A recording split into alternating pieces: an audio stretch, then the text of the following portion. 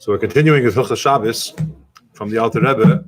Particularly, are you allowed to ask a non-Jew who's not doing, doesn't keep Shabbos, page Mem Zayin in the Sefer, the Kitzur Hilchos Shabbos, can you ask a non-Jew to do work for you? And of course you can't, because he can't do malacha for you, he can't do work for you. We discussed that the reason is primarily because he's your representative and he's your messenger, and it's like he's doing it for you, it's like you're doing it. So it doesn't exempt, it's not considered keeping Shabbos just because you ask someone else to do it for you. The way to do it is if this person is leasing something from you. If he's leasing your property and he's doing some work and he's paying you as a lease, and it happens to go also onto Shabbos, then you're not considered to be hiring him to do work for you. It carries a different level in the relationship, and therefore it's fine.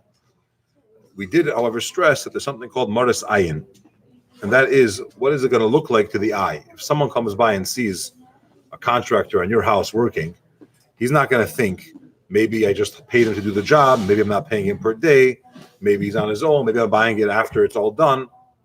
If it looks like he's doing it for you, you have to be aware of that, because that could lead to the breaking of Shabbos and be misunderstood and so on. It's something which is a very interesting principle, the idea of maras ayin. We are concerned about what it looks like to the outside. So we continue with some of these halachas. Shutva shel Yisrael v'goy be'esek. Yisrael reitzol l'nal esek b'shutvas im goy. The Jewish person wants to run some type of business with a partnership with someone that's not Jewish. Now you can't stop the non-Jewish person from working on Shabbos. He has no requirement to keep Shabbos. A person should pay attention. If you're in a partnership with someone that's not Jewish, you're running a business together, pay attention for the following two things. Number one, make sure that the non-Jew is not doing work for you on Shabbos, because inadvertently, when you're in a partnership, he'll take care of certain stuff for you. I'll run the deposit tomorrow, or I'll take care of something. He's doing it directly for you, and it's not allowed. Even though it's on his own, even though he's a partner, you have to be very careful that as a result of this relationship, your work is not being done through him on Shabbos for you.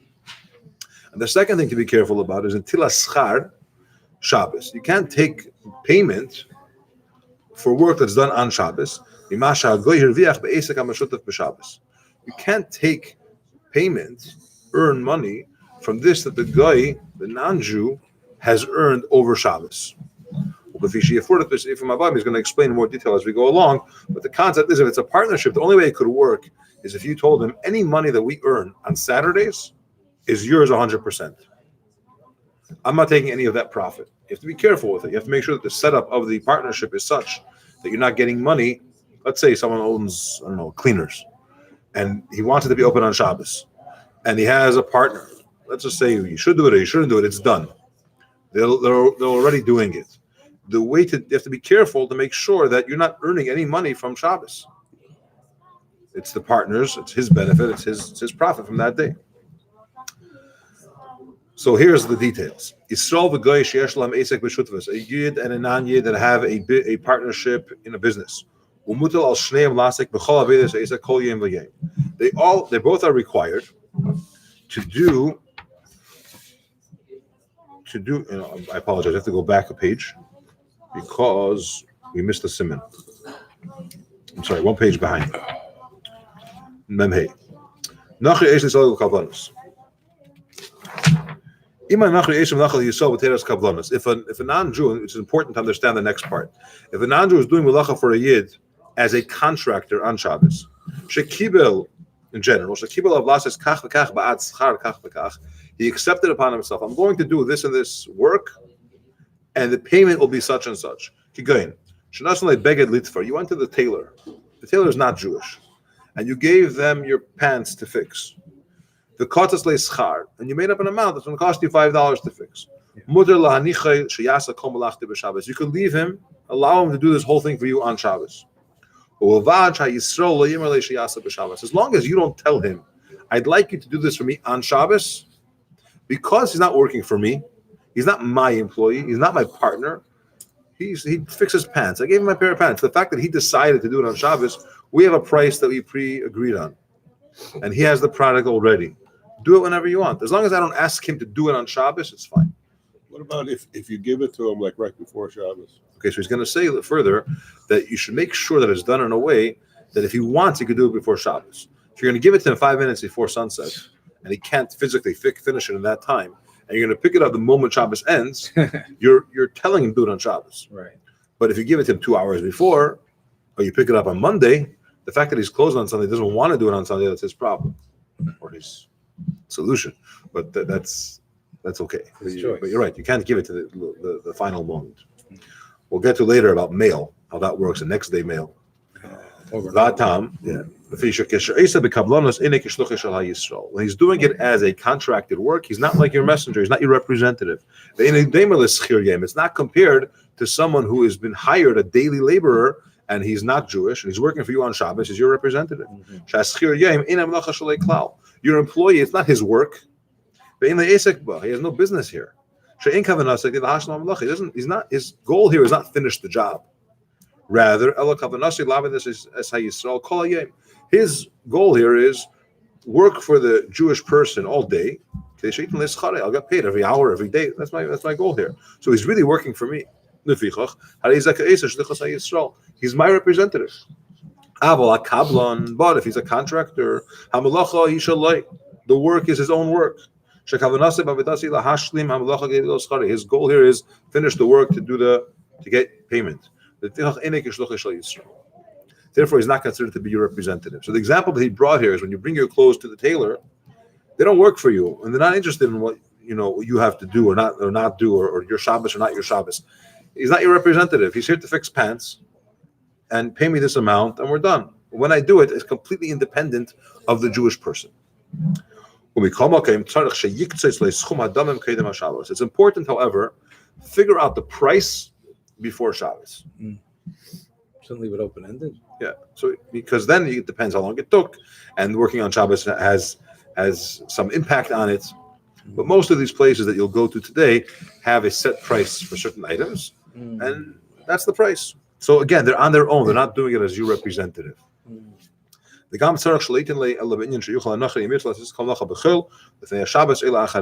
is what you asked, that you also have to give it to him in such a way that he could do it if he wants to before Shabbos or after Shabbos. So if the cleaners is a one-day cleaning and you bring it to Friday afternoon, it's fine. The fact that they decide to run the cycle tomorrow morning, it's their choice. But there's an exception here, or there's a qualification. All this applies when a guy does the work with an object that's detached from the ground. He can, if he wants to go do the work, page Memvav, to do the work in another location, which does not belong to the Jewish person. It's another element here, as we mentioned, about Maras Ayin, and you have to be careful. The guy could come, he shouldn't be replacing your windows, even though the windows have a preset price, and he's not your representative, and he does it on his own, and so on and so forth.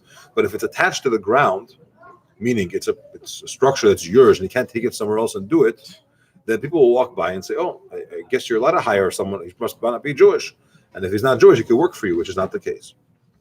But if it's attached to the ground, for example, he's building a house for the Jewish person, like or he is mowing his lawn, he's harvesting his field. There's another way to deal with that. But because it's known that this land belongs to a Yid, you can't let him do it on Shabbos. The person that passes by, innocent guy passes by, he sees apparently it's allowed. That's what it'll seem like. So to clarify, you could have a non-Jew do work for you on Shabbos as long as he's not your employee, he's not a day laborer, he's like a contractor. The price has been set before. He could do it before or after Shabbos, he just chooses not to. When all these pieces are in place, you could have him do it for you, even if he decides to do it on Shabbos. No, in the case of a grass cutter, it's well known that they basically act as a kablan. I think, as you said, they're not being paid by the hour. There's a certain set fee that you pay them, and then they do it when they're good and ready. So if they're doing your grass on Shabbos, I would think that it wouldn't be Marasan, because it's known that they do things on their own schedule, and they get paid by the job, not by the hour. Okay, but they're still doing the job for you. The challenge here is, can you choose the day? If you told him, mow my lawn once every 2 weeks, or once every week, you come whenever you want, and he decides to come on Shabbos, you don't have to stop him, because he could have came yesterday. The problem is that people come by and they see this, they say, I guess it's your employee that's doing it. You're saying No, but they no always one say knows. it, because it's like I said, when it comes to other jobs are different maybe, but the grass cutting, people know that they have a service, and they charge every house X amount of dollars to once a month, twice a month. They should just make sure my lawn is okay, and I don't have to worry about it. Okay, so motor sign is it's a very tricky thing. I'll give you another example of the same topic, and that's about snowplow. Okay, the snowplow comes here, even if it's on Shabbos, and plows the snow. Now he's contracted for the season, and his job is, when there's snow, clean it. If he wants to come after Shabbos, he could. It'd be harder. There might be more cars in the lot. Right? If he wants to come later, he could. He's not asked to come at that time. And people understand that. So you don't have the issue with Maras Ayin. With mowing the lawn, you have to be careful, because if he's coming to your house every single Shabbos, then it's like you arranged it with him for Shabbos. You're not saying the whole winter, make sure my snow is clean. Happened to be on Shabbos, he came right away, it's his issue. Could have came Friday before Shabbos, it snowed Shabbos morning. It's important how the setup is done with him. But So again, if it varies, it one time it's Shabbos, one time it's Tuesday, then it would be okay, or only if it's every Shabbos he's there. It's not about varying. It's about, did he make that choice on his own? You can't say every other week is fine. Not too often is fine, because they have to be careful about that. But if you tell him that whenever the grass needs cutting, which is not usually how it's done, whenever it needs cutting, cut it. Well, You'd be in a or better they situation. come Right. twice a month, or whatever it is. That's the way it's normally done. Okay, so the reality is that we don't stop him from working on Shabbos, but you can't ask him. You can't have a set up day for every Saturday morning to do your lawn. That'd be an issue. But some Saturdays. But if he came on his own, because the Tuesday that he So comes, a legal that's holiday, not Marasai. right? I think because it's understood that it happens periodically. Let's finish this. Let's say somebody went and built something for you. He made a dish for you, or some kind of utensil, a tool, as a contractor on Shabbos. You hired somebody to make you a kapata. Okay, it's your Shabbos coat. You said, make this for me. I don't need it for the next month. Okay. He made it for you Shabbos morning. That's when he ended up working on it. Mm-hmm. You could, and he brings it to you. It's done. You could use it on Shabbos. Right. Because the non-Jew, why did he do it today? Not because he did it for you today. He knows the sooner he finishes the coat, the sooner he gets paid. He needed the money, so he rushed to finish it. His goal was not that the Yid should have benefit because he needed it on Shabbos. Let me hurry up, I'll make it for him. I made it for myself because I wanted to get paid sooner. However, if you have a choice, don't use that dish or that item today. Even after Shabbos, wait until the amount of time that it takes to complete the constructing of that item. Wait the amount of time that it took. It takes an hour, 2 hours of work. Wait those 2 hours after Shabbos before you use it. Why? There are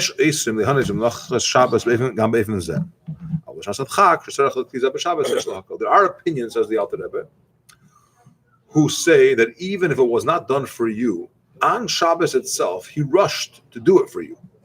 Even though he's a contractor, it's not really for you. But there are some opinions that say don't use it till after Shabbos. Wait the amount of time, as long as it takes to actually do it. So therefore, he says better not. If you could avoid it, don't use it on Shabbos. But if you really have no choice, there is what to be lenient on. Yesh l'hakel. The next halacha is about the partnerships which we began, about the things you have to be careful about. So we had hiring, which is not allowed. We had contracting type of work, which could be done in particular specific scenarios, like hiring them for the project, not for the hour or the day. And lastly, or the next item is about partnering the non-Jew and how it's properly done. Thanks for joining. Subscribe, share, and like.